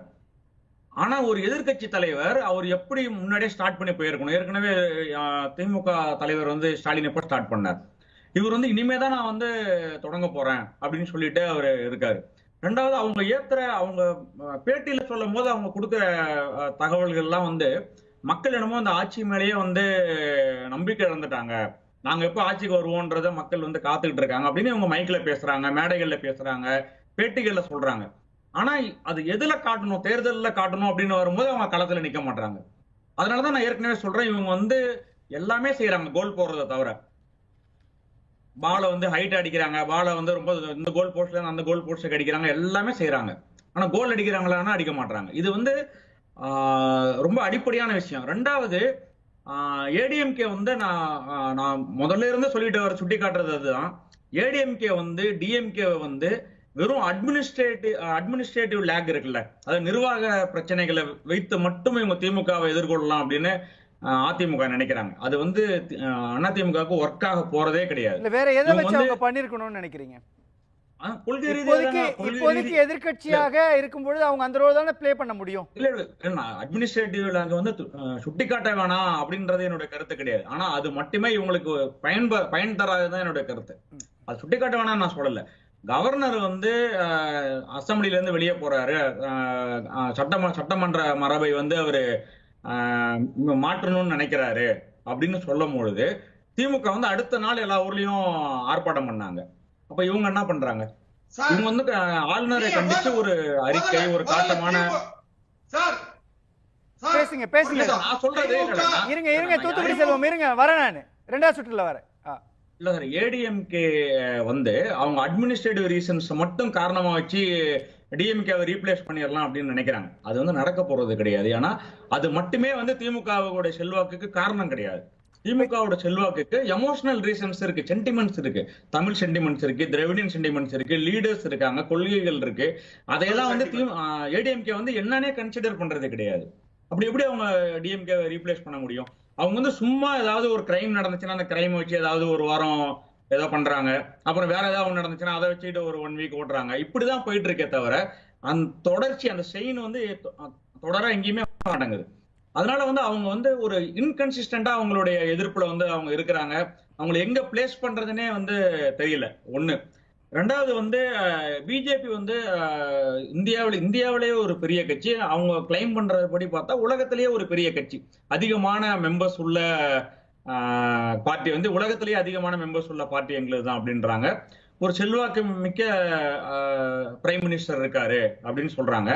அப்போ அவங்களுடைய இதுக்கு கீழே இருக்கக்கூடிய ஒரு துணை ராணுவ படையினர் இருக்கு, இவங்க சொல்ற மாதிரி நிறைய புலனாய்வு அமைப்புகள் இருக்கு. எல்லாருமே அவங்க வந்து பணம் வந்து விளையாடுது அப்படின்னு அவங்களால கண்ட்ரோல் பண்ண முடியும். ஆனா அவங்க வந்து அது இவங்க எப்படி சொல்ற துணை ராணுவ படையெல்லாம் கூட வர வைப்பாங்களே, அந்த ட்ரெஸ் போட்டுக்கிட்டு அந்த இதெல்லாம் போவாங்களே, அந்த மாதிரி தேர்தல் நடக்கும் போது அவங்களெல்லாம் வச்சு இதெல்லாம் கண்காணிக்கலாமே, இதெல்லாம் தடுக்கலாமே.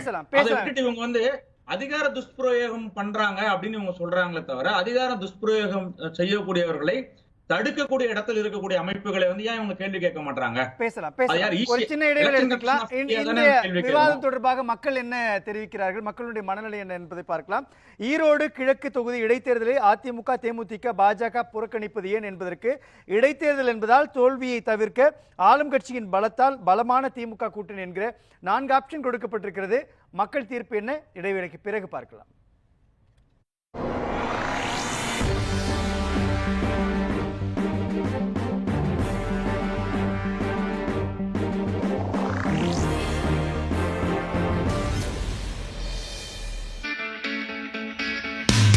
உங்கள் நியூஸ் 7 தமிழின் புதிய பரிணாமம்.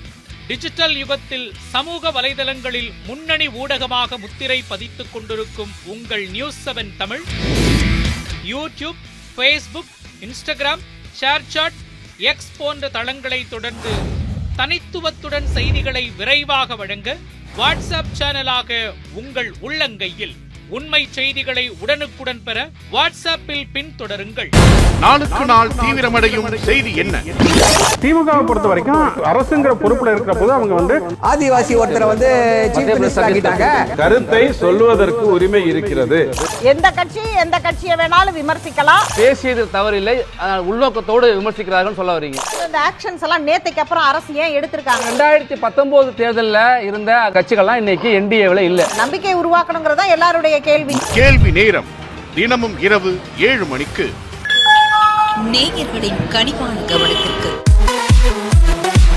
ஒரு நாளின் உதயம் முதல் அஸ்தமனம் வரை அனைத்து நிகழ்வுகளையும் குறுஞ்செய்திகளாக, வீட்டு வாசல் முதல் விண்மின் மண்டலம் வரை அலசும் அரிய செய்திகள், 24 மணி நேரத்தின் முக்கிய உலக நிகழ்வுகள் அனைத்தும் 100 செய்திகளாக 30 நிமிடத்தில், விளம்பர இடைவெளியின்றி விறுவிறுப்பான விரைவு செய்திகள், நான்-ஸ்டாப் 100 தினமும் காலை 8 மணிக்கு. உள்ளூர் கோயில்கள் முதல் உலக பிரசித்தி பெற்ற கோயில்கள் வரை சிறப்பு வழிபாடுகள், பிரசித்தி பெற்ற திருவிழாக்கள் சிறப்பு நேரலையில், பல்வேறு கோவில்களில் நடைபெறும் அனைத்து நிகழ்ச்சியும் தொகுப்பாக ஆன்மீக செய்திகள் என அனைத்தும் உங்கள் உள்ளங்கையில். நியூஸ் 7 தமிழ் பக்தி ஆன்மீக பயணத்தின் டிஜிட்டல் முகவரி. உடல் நலம் குறித்த சந்தேகமா? சிகிச்சை முறைகள் குறித்த குழப்பமா? உடல் நலம் மற்றும் மனநலம் குறித்த உங்கள் சந்தேகங்களுக்கும் வீட்டிலேயே செய்யக்கூடிய எளிய சிகிச்சை முறை முதல் அதிநவீன சிகிச்சை முறைகள் வரை விரிவான தகவல்களை உங்கள் விரல் நுனியில். ஆரோக்கிய வாழ்விற்கான வழிகாட்டியாக உங்கள் நியூஸ் 7 தமிழ் ஹெல்த். யாக்கை காக்க.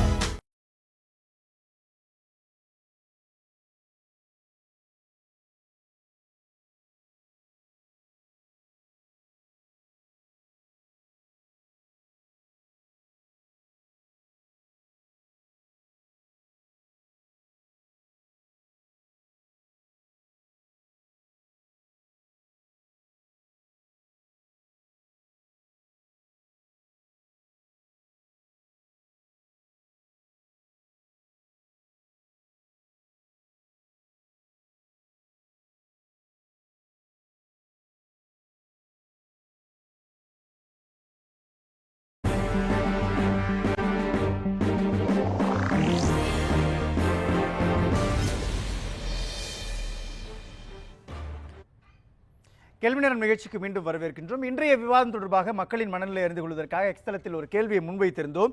ஈரோடு கிழக்கு தொகுதி இடைத்தேர்தலை அதிமுக, தேமுதிக, பாஜக புறக்கணிப்பது ஏன் என்பதற்கு பலமான திமுக கூட்டணி என்று 10% பேரும், ஆளும் கட்சியின் பலத்தால் என்று 15% பேரும், இடைத்தேர்தல் என்பதால் என்று 30% பேரும், தோல்வியை தவிர்க்க என்று 45% பேரும் வாக்களித்திருக்கிறார்கள். மக்கள் தீர்ப்பு குறித்து விருந்தினர் கேட்கலாம். அந்திரிதாஸ், ரொம்ப சுருக்கமா எப்படி பாருங்க? வடிவம் மாறும் செல்வம் அவர்கள் சொன்னார்கள். அதாவது 22 போன வருஷம் ஆகஸ்ட் மாதம் என்சிபி உறுப்பினர் ஒருத்தர் பேசும்பொழுது அரசியல் சாசன இதெல்லாம் அமைப்புகள்லாம் தவறாக பயன்படுத்துகிறீர்கள், மிஸ்யூஸ் ஆஃப் அபிஷியல் மெஷினரின்னு போடும்போது மீனாட்சி லேகி என்கின்ற ஒரு அமைச்சர் சொன்னார், கீப் குவாய்ட், இல்லை ட்விட்டருக்குள்ள வந்து இல்லை கீப் குவாய்ட் ஆர் அதர்வைஸ் இடி will come to your house எப்படின்னு மிரட்டினார்ல, அந்த மிரட்டல் அரசியல் தான் வரனாரு. அது தமிழ்நாட்டில் எடுபடாது. கள்ளச்சாராயம் இந்த ஆட்சியினால் தான் வந்தது என்று, விஷச்சாராயம் வந்தது என்று ஒரு கள்ளத்தனமான பிரச்சாரத்தை முன்னிறுத்தி விக்கிரவாண்டி தேர்தலில் 1,23,000 வாக்குகளை வாங்கினார். அதனால இன்றைக்கு கிழக்கு தொகுதியில சூரியன் உதிக்கும், அதற்கு பிறகு மேற்கு மண்டலமும் தன்வசமாக. நன்றி. தூத்துக்குடி செல்வம், ரொம்ப சுருக்கமா. அதாவது மரியாதைக்குரிய பத்திரிகையாளர் எழிலரசன் அவர்கள் ஒண்ணு சொன்னாங்க, வெறும் ஒரு எங்கேயோ நடக்கிற ஒரு கிரைம் வச்சு போராடுறாங்கன்னு சொன்னாங்க. அண்ணா யூனிவர்சிட்டி என்கிற அண்ணா பல்கலைக்கழகத்தில், புகழ்பெற்ற பல்கலைக்கழகத்தில் ஒரு மாணவி கற்பழிக்கப்பட்டதை இவர்கள் ஒரு சாதாரண குற்றம் என்று சொல்லி கடந்து போவதை நினைக்கும் போது இந்த பத்திரிகையாளருடைய அவருடைய கணிப்பு தனிப்பட்ட தாக்குதல் வேண்டாம். ட்விட்டர் போலுக்கு வந்துருங்க. நிகழ்ச்சியோட இறுதி தருணத்தில் இருக்கிறோம். வருத்தப்படுகிறேன். கேளுங்க, இடைத்தேர்தலில் எதிர்க்கட்சிகள் புறக்கணித்து அந்த இடைத்தேர்தலில் எதிர்க்கட்சிகள் புறக்கணிப்பதன் மூலமாக மக்களுக்கு இந்த ஆளுங்கட்சியினுடைய அத்துமீறலை உணர்த்துகிற வாய்ப்பு ஒன்று கிடைச்சிருக்கு. அந்த வாய்ப்பை எதிர்க்கட்சிகள் சரியாக பயன்படுத்தி இருக்கிறது, பிஜேபியும் பயன்படுத்தி இருக்கு. நன்றி. சூர்யா ஆட்சிக்கொண்டார். ரொம்ப சுருக்கமா. ஆளுங்கட்சி அத்துமீறல்னா எப்படிங்க, பிஜேபியா இல்ல திமுகவான்னு அவரே தெளிவா தெரியட்டும். எலெக்ஷன் கமிஷன் யார் கண்ட்ரோலில் இருக்குன்னு அதுதான் எங்களுக்கே பெரிய எதிரின்னு தேர்தலில் நிற்கிறோம். ரெண்டாவது, நாங்கள் யாரை பற்றியும் யோசிக்கலை. நான் தான் தெளிவாக சொல்கிறேன்ல, தேசப்பிதா எடப்பாடி வேணாலும் நிற்கட்டும், நாங்கள் சந்திக்கிறோம். சுதந்திர போராட்டத்தையா அண்ணாமலை வேணாலும் நிறுத்துங்க, அதையும் சந்திக்கிறோம். ரெண்டு பேரும் மக்கள்கிட்ட வந்து நிற்காம இன்னும் அங்கே போய் உட்காந்துட்டு பேனாவை எடுத்து திமுகவை அப்புறப்படுத்திடுவோம்னா சட்டத்தாலே அது முடியாது. நன்றி. நன்றி. எழிலரசன் இறுதி கருத்து ரொம்ப சுருக்கமா. ஒரு கருத்து, நான் வந்து கிரைமோட இன்டென்சிட்டியை வந்து நான் கொஸ்டின் பண்ணல. அது வந்து அவர் தப்பா புரிஞ்சுக்கிட்டு இருக்காரு. அது வந்து கிரைம் வந்து தவிர்க்கப்பட வேண்டிய கிரைம், நடவடிக்கை எடுக்கப்பட வேண்டிய கிரைம்ன்றதுலாம் நான் ஒரு கொஸ்டின் பண்ணல. அவர் அதை தவறா புரிஞ்சுக்கிட்டு அவர் பதில் சொல்லிட்டு இருக்காரு. நான் சொன்னது வந்து அவங்களுடைய அரசியல்ன்றது வந்து இந்த ரீதியில தான் இருக்கு. அவங்க வந்து அந்த நிர்வாக சீர்கேடுகள் இப்படிதான் அவங்க பேசிட்டு இருக்காங்களே தவிர ஐடியாலஜிஸ் பக்கம் அவங்க திரும்ப மாட்டாங்க அப்படின்ற சுட்டி காட்டுறதுக்காக நான் சொன்ன விஷயம் அது. நன்றி. இன்னொன்னு வந்து இவங்க சுட்டி காட்டுறது வந்து அதிகமா சுட்டி காட்டுறது வந்து இந்த எல்லா கட்சிகளும் சுட்டி காட்டுறதுல ஒரு விஷயம் மட்டும் ஒரு தொடர் ஒற்றுமை இருக்கு. என்ன அப்படின்னா, இந்திய தேர்தல் ஆணையத்தோடைய இன்எஃபிஷியன்சியை வந்து இவங்க எல்லாருமே அண்டர்லைன் பண்ணி காட்டியிருக்காங்க. இது வந்து இந்திய தேர்தல் ஆணையத்துக்கு வந்து தேர்தல் நடத்தக்கூடிய அளவுக்கு அதுக்கு தெம்பு இல்லை அப்படின்னு அப்படி காட்டியிருக்கும் போது ஒரே நாடு ஒரே தேர்தல் அப்படின்னு இந்தியா முழுக்க இருக்கக்கூடிய தேர்தல் அனைத்தும் ஒரே நாடுல நடத்தப்படும் அப்படின்னு இவங்க சொல்றாங்க. அப்படின்னா இப்ப இவங்க இந்திய தேர்தல் ஆணையத்தின் மீது இருக்கக்கூடிய எஃபிஷியன்சி இவங்க எப்படி இப்ப கேள்விக்கு உட்படுத்துறாங்க? அதுவே எனக்கு இதா இருக்குல்ல, முரண்பாடா இருக்குல்ல. உச்சநீதிமன்றம் ஊபியிலையும் மாப்பியிலையும் புல்டோசர் ஆட்சின்னு சொல்லியிருக்காங்க. அப்படிப்பட்ட நிலைமை தமிழ்நாட்டில் எப்பொழுது வராது. நன்றி. நிகழ்ச்சியில் பங்கேற்ற கருத்துக்களை வழங்கிய விருந்தினர்கள் ஐவருக்கும் நன்றி. மற்றொரு விவாத நிகழ்ச்சியில் சந்திக்கலாம். நன்றி, வணக்கம்.